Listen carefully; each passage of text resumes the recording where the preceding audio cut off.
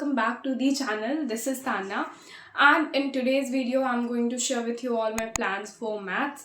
तो I know बहुत सारे लोगों का आज हिंदी का एग्ज़ाम होगा एंड आई होप तुम लोगों के हिंदी का एग्ज़ाम अच्छा गया होगा, क्योंकि मेरा तो हिंदी नहीं था। एंड अगर तुम्हें इसके बारे में जानना है तो पिछली वाली वीडियो का स्टार्टिंग वाला पार्ट तुम देख सकते हो जाके।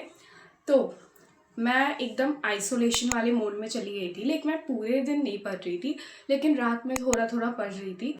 तो अभी I have plan something for maths, तो मैंने सोचा तुम लोगों के साथ भी शेयर करूँ। लाइक ये मेरे प्लान्स हैं, तुम लोग अपने प्लान्स कमेंट्स में बताना। तो अभी कुछ दिन पहले जब मैंने मैथ्स का सिलेबस देखा, मेरा सिलेबस हो चुका है by the way. I am really happy, क्योंकि ये पहला सब्जेक्ट है जिसमें मेरा सिलेबस बहुत पहले हो गया था, ठीक है।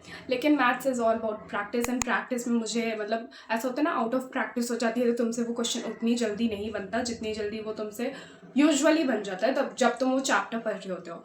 तो मुझे सरफेस एरिया वाले चैप्टर में ट्रिग्नोमेट्री में बहुत ज़्यादा हार्डशिप्स आ रही थी। तो मैंने शोभित भैया का वो जो 14 डेज चैलेंज वाला वीडियो था ना, सीरीज़, उसमें से वो लेक्चर्स देखे थे एंड उसके बाद एनसीईआरटी सॉल्व की थी, तो मेरे से सॉल्व हो रहा था। एंड आज उनके चैनल पे एक ट्रेलर भी आया था एंड आज शायद एक लाइव भी होने वाली है एट 6 PM। आई थिंक इस वीडियो के जाने तक हो चुकी होगी वो लाइव, तो वो वाली लाइव देखूंगी। एंड उसके बाद जो मैराथन्स होंगे, ऑब्वियसली रोज़ मैराथन्स होने वाले हैं, so I am going to attend that. Like मुझे नहीं पता, अगर किसी एक दिन भी छूट गया मैं नेक्स्ट डे वाला ज़रूर करूँगी, क्योंकि बैकलॉग्स का कोई सवाल ही नहीं उठता है। तो हाँ, तो बैकलॉग्स का कोई सवाल ही नहीं उठता है, क्योंकि हम लोगों को रोज़ पढ़ना होगा। इट्स मैथ्स, इसमें कोई जोक नहीं चलेगा।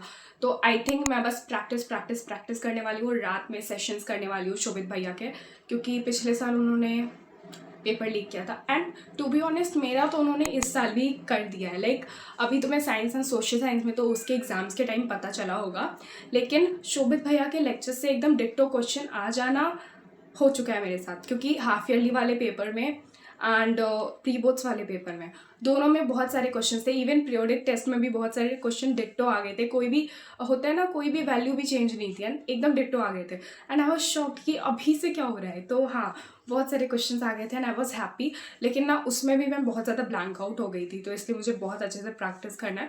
कुछ तो मेरे वीक चैप्टर्स है, तो उस पर और भी ज़्यादा फोकस करूँगी, सैम्पल पेपर्स लगाऊंगी and I am going to follow Shobhit भैया। तुम कैसे फॉलो कर रहे हो कमेंट में बता देना। एंड अगर तुम अभी भी बहुत ज़्यादा कंफ्यूज हो तो शुरू से जिससे पढ़ा है उस पर बिलीव करो। जैसे मैंने शुरू से शोभित भैया से पढ़ा है, तो मैं उन पर बिलीव करूँगी एंड उनके वीडियोस में करने वाली हूँ। देखो, पूरे साल मैंने मैथ्स में लेक्चर्स करे हैं। उसके बाद मैंने मैथ्स में सबसे ज़्यादा अच्छे से लेक्चर्स करा है, आरंभ बैच का भी, अभय बैच का भी, एंड अभी वो जो 14 डेज वाला चैलेंज हुआ था उसमें मैंने कुछ किए थे और कुछ अभी भी किए हैं और कुछ कर ही रही हूँ मैं अभी, क्योंकि मुझे चैप्टर्स में डाउट है।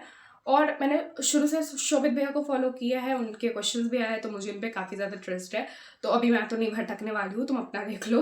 एंड हाँ, तो मुझे नोट्स भी रिवीजन करना था। मतलब जितने भी नोट्स के क्वेश्चंस थे ना, मैं उसको बार बार सॉल्व करती थी, वो हो गया है। लेकिन कुछ चैप्टर्स के मैं भूल गई थी करना, उसको मैं अभी करूँगी।